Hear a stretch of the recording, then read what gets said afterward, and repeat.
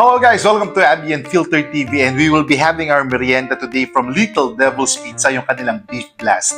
Now I know, sa mga first time narinig yung brand na to, Little Devil's Pizza, medyo interesting, no?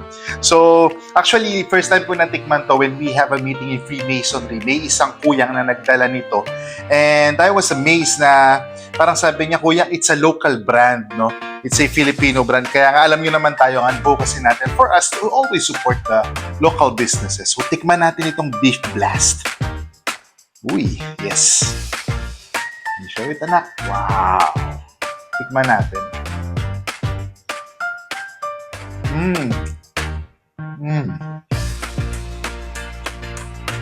Wow.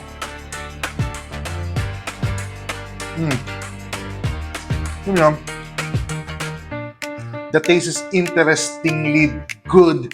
It's really delicious. Yung beef niya, yung cheese, yung black olives, and the bell pepper, it all complements.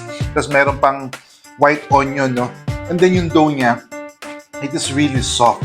Alam mo yung, if I would be explaining yung lasa niya, kung na-try nyo na kumain sa isang somehow high-end cafe na nag-o-offer ng pizza, ganun yung lasa niya, ganun yung aroma niya. It's so satisfying, it's so good na, alam mo, parang, kahit bread lang nila, kahit wala yung mga toppings, it's perfectly good.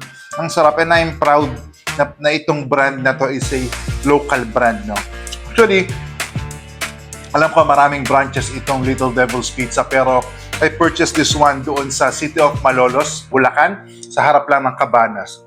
Ang sarap, mo. Oh, hello nga pala sa staff nila yan. Ang bait ni ate yung staff nila dyan. Sobrang salamat po. Ang sarap.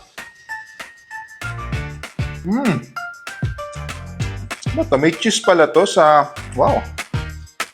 So they have sauce, no? Hindi ko alam kung anong klaseng sauce to, pero try natin. Wow! I'm so happy, no? Every time I eat good food, good pizza, sobrang nakakasaya talaga sa pakiramdam. Try natin yung sauce nila.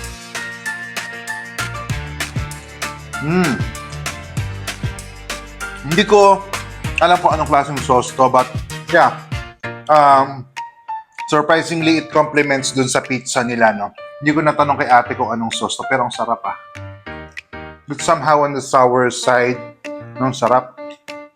Tapos yung beef, nun sa savory side, and the whole pizza is really, really good. Guys, try nyo to, Little Devil's Pizza if you have time. So, tingnan nyo, ngayon ko lang napansin, may cheese pala sa loob. Ayan, if you can see. Yun lang, guys, thank you so much for always watching our vlog and sa pagsama sa mga food trip namin. And of course, guys, as usual, ang advocacy natin, let us always support local businesses. And tuloy-tuloy lang sa pagsuporta sa mga vlog natin kasi dito, chill lang, kain lang, walang arte. Approve!